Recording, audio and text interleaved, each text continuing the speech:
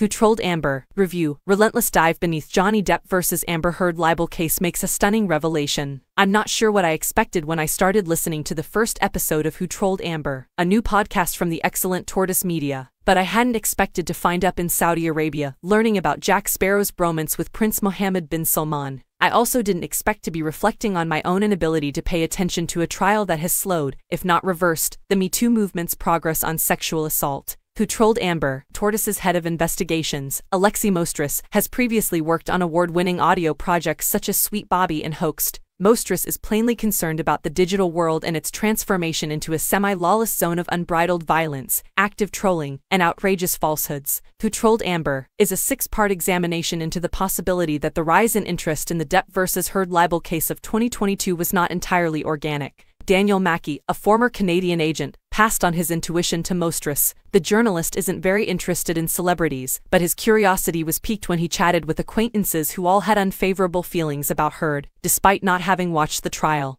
Have the bots Mackey mentioned had any effect? Who might have set things in motion? Mostras started to dig. You're probably already familiar with much of what's mentioned here. In 2022, Johnny Depp sued his ex-wife Amber Heard for defamation after she authored a Washington Post piece regarding domestic abuse. The jury ruled in his favor, despite the fact that she never mentioned Depp in the paper. Mostras reminds us that just 2 years ago, an English judge reached a different judgment. When Depp sued the Sun newspaper in 2020 for branding him a wife-beater, he lost because the presiding court determined that what the tabloid printed was substantially true. So what changed the second time around? Yes, an online fervor of monumental proportions had been sparked, with posts on Twitter and TikTok condemning Heard taking over people's feeds, but this had occurred to some level prior to the English case as well. The US case, however, was decided by a jury, and they were not sequestered during the trial.